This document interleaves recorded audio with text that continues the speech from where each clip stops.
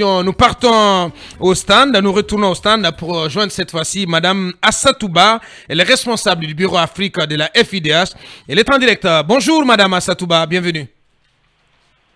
Merci beaucoup, bonjour à tous. Bonjour à vous et merci de votre disponibilité, d'avoir accepté de répondre à nos questions ce matin. Talibé Barry. Dans la déclaration commune que vous avez signée, FIDH, OGDH et Avipa, vous demandez que toute la lumière soit faite sur la tentative d'évasion présumée de certains accusés et le renforcement de la sécurité pour tous les acteurs du procès des événements du 28 septembre.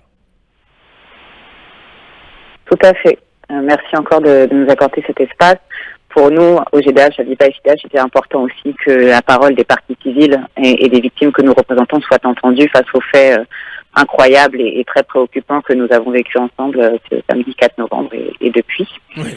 Donc clairement, pour nous, c'est des défis sécuritaires dans le cadre de l'organisation de ce procès historique et emblématique que nous suivons et auquel nous participons depuis plus de 13 mois. Clairement, il est important que tous les accusés soient présents au procès, donc nous réitérons notre condamnation de ces faits, nous réitérons aussi notre demande pour que tous les accusés, donc y compris Monsieur Claude Pizzi, qui est apparemment encore dans la nature, soient retournés en détention, et que toutes ces personnes retournent en détention et soient gardées en toute sécurité. La sécurité, elle est aussi importante pour les parties civiles et pour les victimes, qui ces derniers jours ont ressenti bien évidemment toute la violence des différents faits, qui sont dans des situations de vulnérabilité, notamment pour celles qui ont témoigné pendant le procès. Donc il est important que l'État guinéen mette aussi en place des mesures renforcées pour garantir la sécurité de toutes les parties au procès, de tous les acteurs et notamment les victimes. Bien, oui, Likon. Oui, madame, qu'est-ce que ça vous a fait d'apprendre que M. Dadis, Kibro et Blaise n'étaient plus, en tout cas, en prison? Qu'est-ce que vous avez eu en termes de retour de la part des victimes cette journée?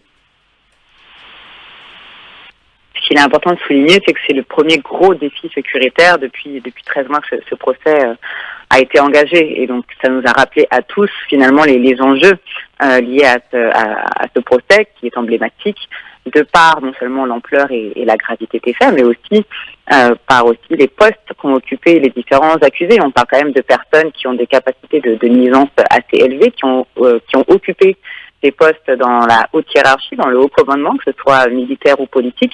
Donc il est important que des mesures renforcées, des mesures spécifiques soient mises en place pour s'assurer qu'elles restent justement à la disposition de la justice dans des conditions sécurisées, dans le respect des droits de la défense bien entendu, mais que cela permette la manifestation de la vérité dans le cadre du procès en cours. Donc, ce qu'on a ressenti, c'est que vraiment, il est important que l'État guinéen prenne la mesure des besoins sécuritaires autour du procès, renforce les dispositifs qui sont déjà en place.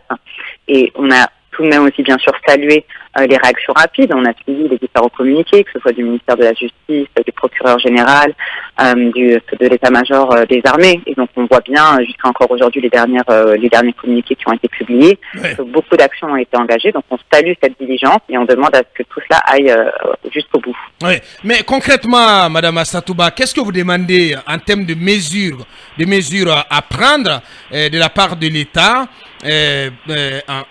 pour la continuation de ce procès? Il y a des mesures concrètes qui avaient déjà été demandées bien avant l'ouverture du procès par les parties civiles que nous représentons et auxquelles nous participons, notamment pour ce qui est de la mise en œuvre de la loi sur la protection des victimes et des témoins.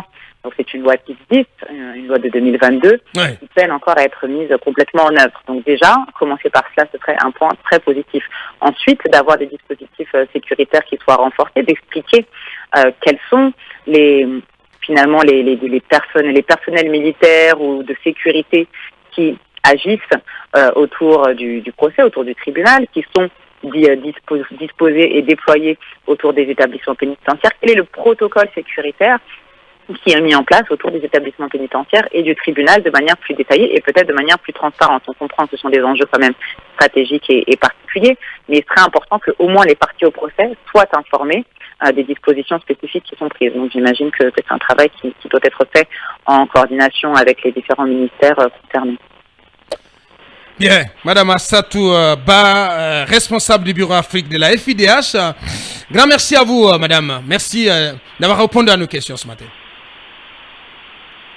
Je vous en prie. Merci Bien. à vous. Merci bien. Allez, c'était donc nos invités. Tour à tour, vous avez entendu M. François Le Sénifal, ancien PM, président de UNPG. M. Baouri, ancien ministre également, président de UDRG. Et à l'instant, donc, c'était Mme Assatouba, responsable du Bureau Afrique de la FIDH.